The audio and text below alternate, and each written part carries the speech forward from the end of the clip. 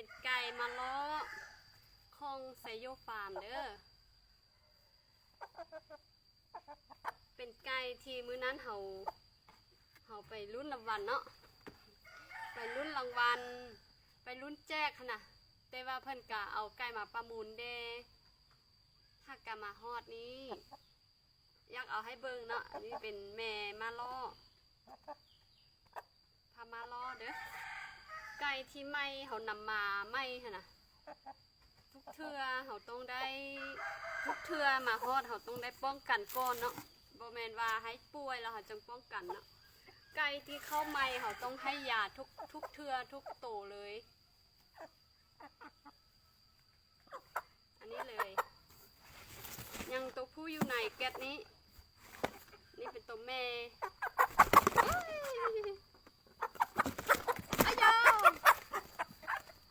เดี๋ยวเอาไหม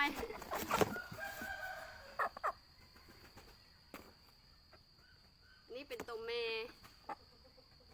เขาจะมาให้ยาป้องกันแล้วก็ขังไว้บ่หลวมมูขังไว้ก่อนถ้าก็เอาเข้าให้กินเด้อถ้าก็เอาอาหารให้กินแล้วเราจะเอายาให้กินป้องกันไว้มาฮอดแล้วเด้อไก่ไซโยฟาร์มเนาะที่มื้อนั้นเขาไปรุ่นแจ้งรางวัลนะรุ่นแจ้งรางวัลเนาะแต่ว่าไก่นี้เป็นไก่ประมูลนะไก่ประมูลนี่ไก่แม่บ่ฮู้ว่าจักเดือนแล้วเนาะเพิ่นว่าพร้อมไข่เนาะเพิ่นว่าพร้อมไข่แต่ก็ยังบ่โดนแล้วได้ไข่แล้วจะมาให้ยาป้องกันเด้อไก่บ่ป่วยก็ให้ได้ให้ดีกว่าเนาะอันนี้เป็นน้ำบ่แม่นยาเด้อน้ำให้น้ำจืดสะดวกอันนี้เป็นยาสมุนไพรยานี้เปียกน้ำหมดแล้วบ่เห็นตัวหนังสือแล้ว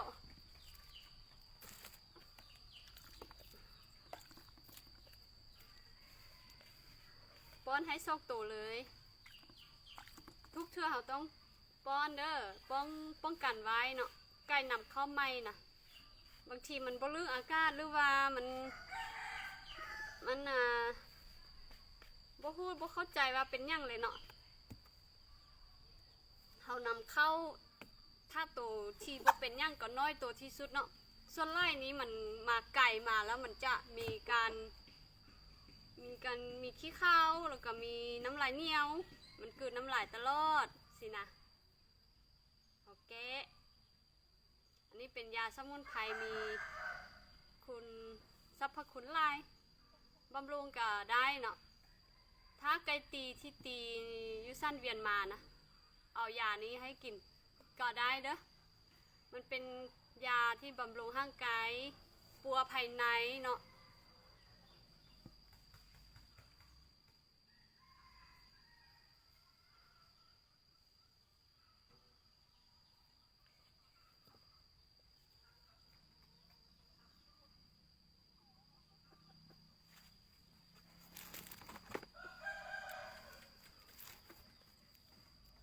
ล่อเป็นก้อนแบบนี้เนาะล่อในมือให้เป็นก้อนแบบนี้ยาวประมาณเกือบ2 ข้อมือนี้ไก่ใหญ่ก็ให้คำใหญ่ไก่น้อยให้คำน้อยแต่ว่าเตลาคำหันเตลาคาบหันมัน6 คำเด้อ7 คำก็ได้7 คำ8 คำก็ได้มีค่านี้ให้บทจำกัดเลยแต่ว่าต่ำสุดต้องเป็น6 คำเนาะมันจึงผิวพอเด้อ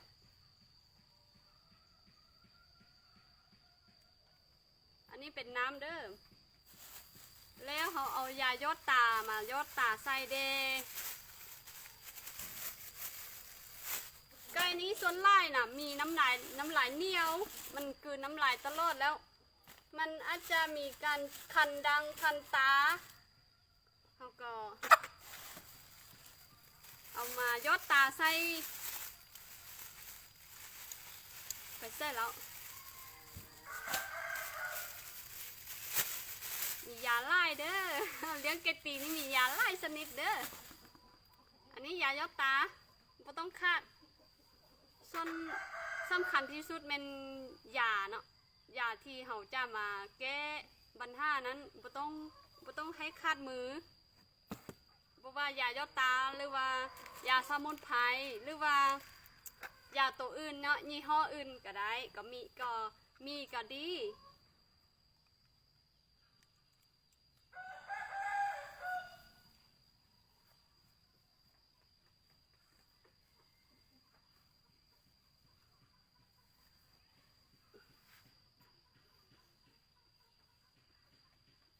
ยายอดตา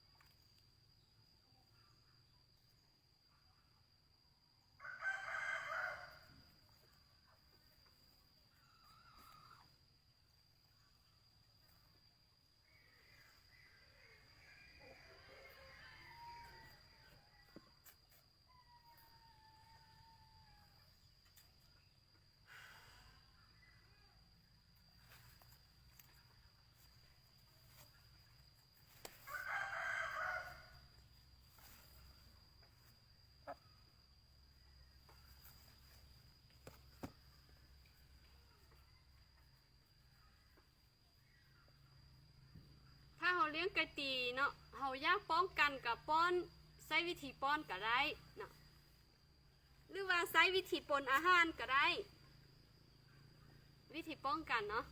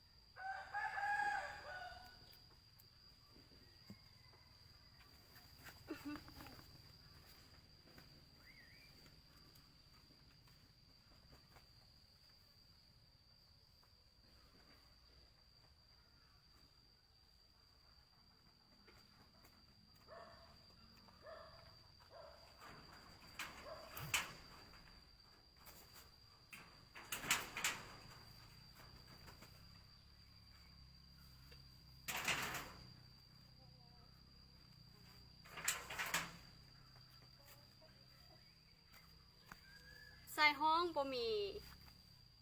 ใส่ห้องบ่มีตัวเก่าเนาะอยู่ผู้เดียวเลยส่งตัวใหม่ส่งตัวมาใหม่นี้ให้อยู่ข้างเดียวอันนี้ตัวผู้เด้อ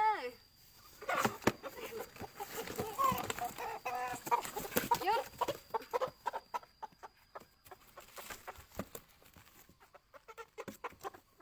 นี่มาล้อโอ้ยบ่แม่นอันนี้ตัวไม่ยังเนาะเขาลืมแล้วตัวนี้บ่แม่นมาล้อแล้วเนาะลืมแล้วจังหน่อยไปเบิ่งก่อนเด้อใส่นี่เขายังบ่ฮู้เถื่อ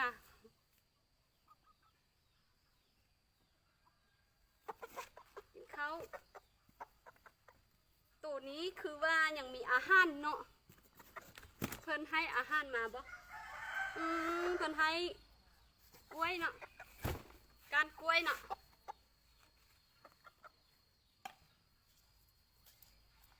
ให้กินอาหารก่อนจะป้อนยา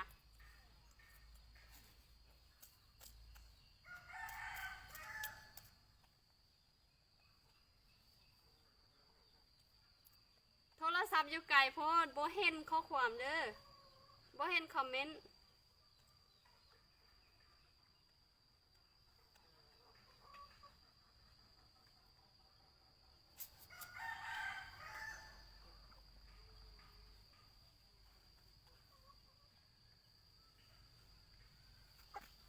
อ่านคอมเมนต์กันเนาะ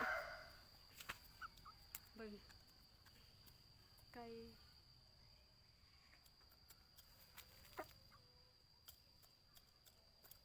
ไก่ดีตัวลายนั้นนะก็ดีอยู่แล้วแต่เขาอย่างบ่ฮู้ไส้ว่าไส้ยัง เป็นธรรมะยังเนาะจักหน่อยเขาไปเบิ่งอีกก่อนแบ่งมาเตไส้เดอันนี้เป็นไก่ไซโยฟาร์มมื้อนั้นเพิ่นมาจกสลากนะแล้วเพิ่นจับมาลุ้น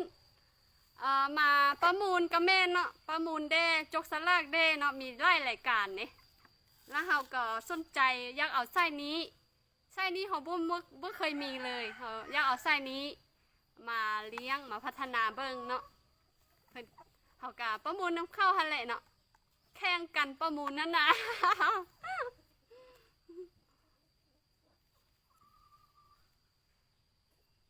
อ่านคอมเมนต์ก่อนมีคอมเมนต์อะไรบ่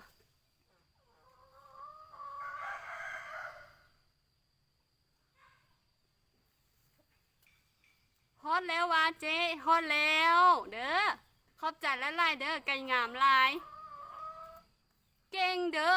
โตลายฮะนาโอเคเก่งลายเนาะตามที่เฮาติดตามอ้าวแบตเตอรี่กันยังได้20%ได้แล้ว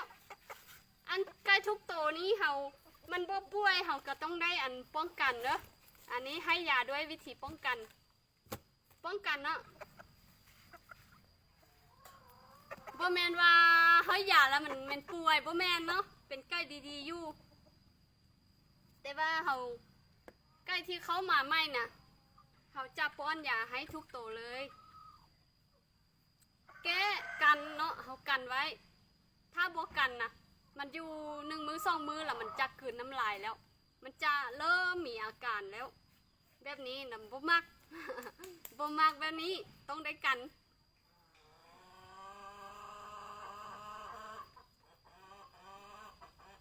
ด้วยความมั่นใจด้วยวิธีป้อนเนาะถ้าว่าเขาผสมอาหารก็ได้ผสมอาหารให้มันกินก็ได้แต่ว่าโตที่ฮักแล้วก็ย่านว่าบ่มั่นใจเนาะก็เลยวิธีป้อนเลยให้มันกินอาหารแล้วก็ป้อนยาแล้วก็ยอดตานี่ใส่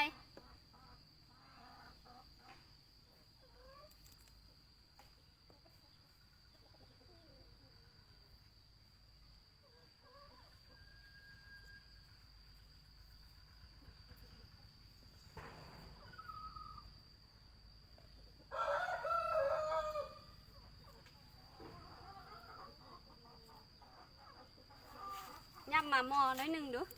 คือว่าบ่เห็นข้อความเลยเนาะคอมเมนต์ยังเลยขอโทษเด้อที่บ่ได้ฝากเองอ๋อบ่เป็นหยังเนาะบ่เป็นหยังเพราะว่าขาเวียกได้เนาะเห็นอันโพสต์ว่าผ่าเมียไปคลอดลูกเนาะให้ยาป้องกันงามลายตัวนี้นะจับให้เบิ่ง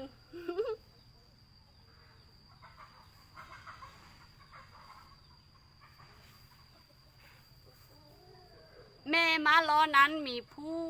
ใส่แล้วหวายังบ่มียังบ่มีมาล้อตัวผู้มาล้อเลย จะเอาตัวนี้มาแต่ว่าสิท่ากันได้บ่เพราะว่าตัวแม่หันกะอายุหลายแล้ว ตัวนี้ยังอายุอ่อนอยู่ประมาณ3 เดือนไปนี่ละ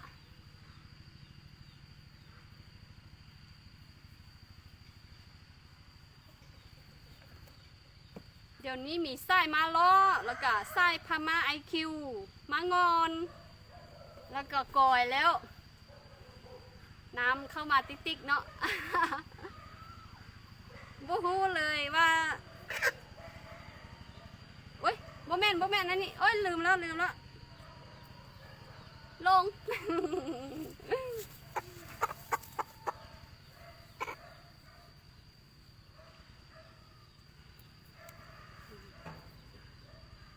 งาม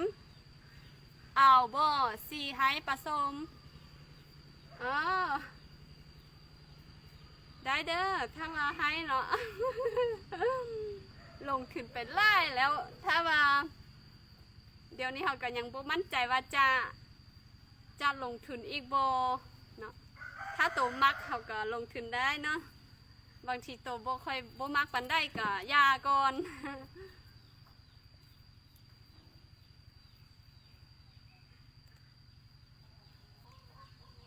ยานี้นะเขาให้ยา6 คำ 7 คำก็บ่เป็นหยังมันเป็นสมุนไพรคือยานี้เด้อบำรุงพร้อมเป็นยาบำรุงพร้อมไก่ตีที่เพิ่นตีมาเนาะมันเมื่อยไล่เขาก็ให้ได้คือกันให้ประมาณ3 คำนี้คือไส้คืออันวิธีเลี้ยงนี่นะก็ได้คือกันไส้แล้วก็มีแหงเด้กินข้าวแซ่บเด้ไส้ได้นี้ไส้นี้วะโบอย่างโบหูรายละเอียดเถอะเด้อใส่มาล้อมาล้อเนาะมาแลน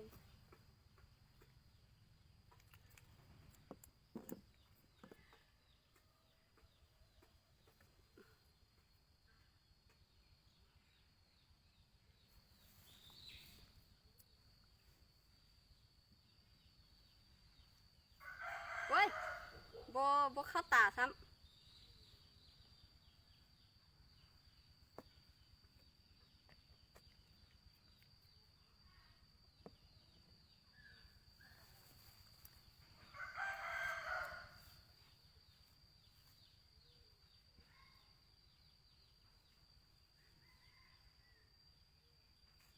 ให้กินเต็มคำหนึ่งจัดข้องแท้แล้วไส้นี้มั่นใจเด้อ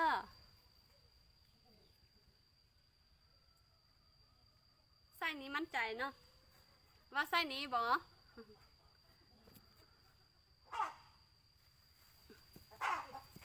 ไล่คนมักไส้นี้ไส้มาล้อข้องอันไซโยฟาร์มนี้ไล่คนก็นิยมไส้ว่าเพิ่นพ่อผ่านมาได้เก่งเนาะไล่คนก็มักเอาเป็นมือใหม่แต่ว่าเห็นก็มักคือกันแต่จะค่อยๆเรียนรู้ไปค่อยๆพัฒนาไปเด้อคือว่าเลยเขาเป็นมือใหม่ถ้าเขาแนะนำว่าตัวแม่นี้ผสมกับตัวนี้เด้อเขาก็โอเคบ่เปลี่ยนเลยเนาะ ตามเจ้าของฟาร์มเพิ่นเนาะเพิ่นก็อยากให้เขาเป็นFC ให้เพิ่นที่ดีที่มั่นใจหั่นนะเพิ่นแนะนำดีนะเฮาเฮ็ดตามบางทีก็บ่ได้100%ดอกแต่ว่าก็ได้พรอยู่เนาะเป็นมือใหม่นี่บ่อยากเปลี่ยนไปเปลี่ยนมาเด้เพิ่นว่าให้ผสมตัวได้แล้วก็ตัวนั้นตลอดเลย เอาประสบการณ์ก่อนเนาะมื้อหน้าเป็นแนวได้เขาค่อยๆเห็นหูไปน้องเป็นเศร้ามงคนทำอิฐที่มักเลี้ยงไก่ตีสมเชยขอบใจหลายๆเด้อคนก็งามไก่ก็เก่ง ขอบใจแม่นแล้วไก่เหล่าเก่งหลายอ๋อแม่แล้วไก่เซโยฟาร์มนี้หลายคนยอมรับได้อยู่เนาะ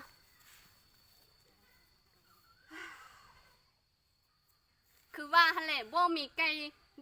ก่ใส่ได้ที่ว่าสุดหนึ่งหันโตเก่งทุกโตน่ะบ่มีเนาะแต่ว่าฮู้คัดเนาะแล้วก็ฮู้ที่จะจำหน่ายเนาะบ่แม่นว่าเป็นไก่แล้วก็อันตัวไปทั่วทิศทั่วแดนว่าเก่งอ่ะเนาะเขาก็ต้องคัดก่อนถ้าใหญ่แล้วเขาคัดก่อนให้ผ่านแล้วเขาจึงขายเป็นราคาเกรดดีเนาะถ้าตัวบ่ดีเขาก็ว่าตัวนี้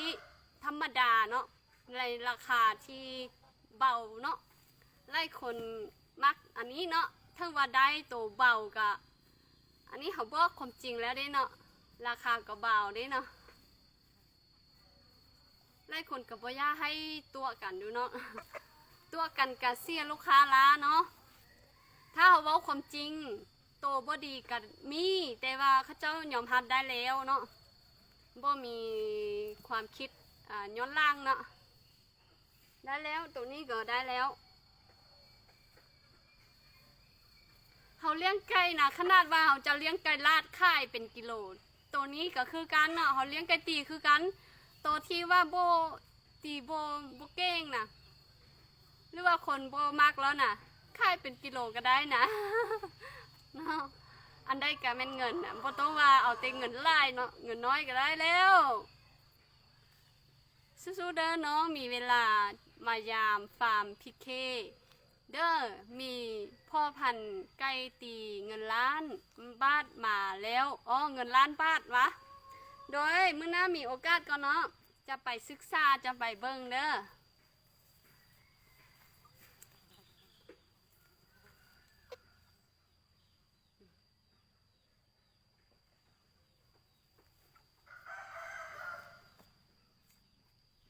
จะใส่อันนี้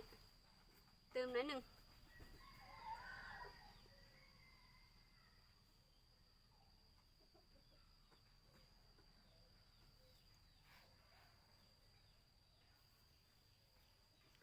ยายอดตาคนนี้สำคัญที่สุดเลยเนาะ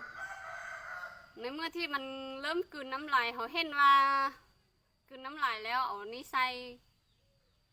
ย่างเดียวนี้กับบ่ยุดคือกันเขาต้องมีการรักษาในตัวในร่างกายใกล้ได้เนาะอันนี้ช่วยขันดังขันตาเนาะแล้วก็ช่วยตาอักเสบนี่นะช่วยได้อยู่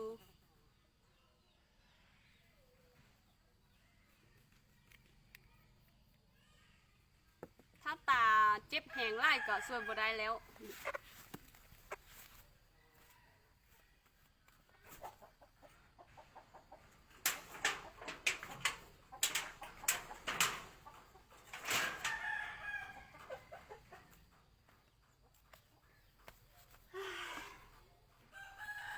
เอายาไล่พวกเนาะอย่างน้อยนึงแต่ว่าอันนี้เอาไปผสมอาหารกับไก่น้อยก็ได้ไก่น้อยประมาณ2 อาทิตย์3 อาทิตย์นี้เขาผสมให้กินก็ได้แล้วผสมจางๆเนาะเอายาจางๆให้กินก็ได้คือกันไก่ใหญ่ก็ได้คือกัน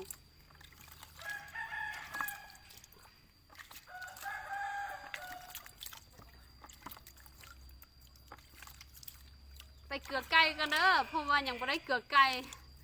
กำลังจะเกลือไก่เนาะเอาอาหารมาปะหั่นแล้วก็มีซัฟเฟอร์รถโทรมาแล้วว่าไปฮับไก่ฮับแล้วก็มาป้อนยานี้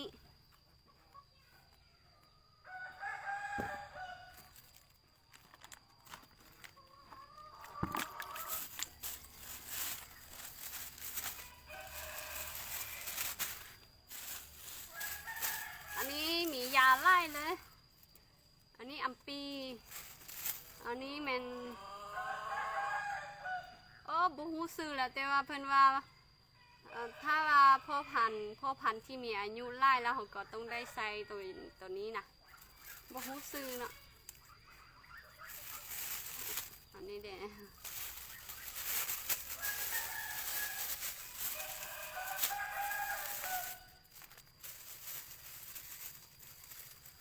นี่แล้วก็ยาทาคิกะ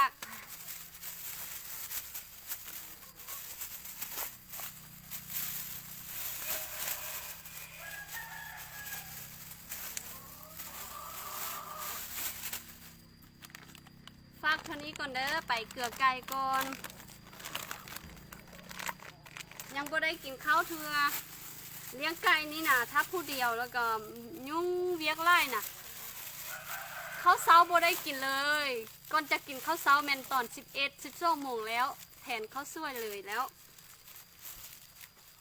แม่ค้าเป็นคนแบบนั้น ตื่นสวยเด้เนะตื่นสวยเด้แล้วก็มาเกลือไก่เด้เฮ็ดเวียกไล่เหนียวแล้วก็เบิ่งโมงกับ11 โมงแล้วหรือว่า10 โมงแล้วค่อยกินอาหารเนาะค่อยกินข้าวเต้เขาอยู่แบบนี้บ่ออกเหือแห้งไล่กับบ่เมื่อยไล่เนาะบ่อยากเข้าไล่ฝากเท่านี้ก่อนเด้อ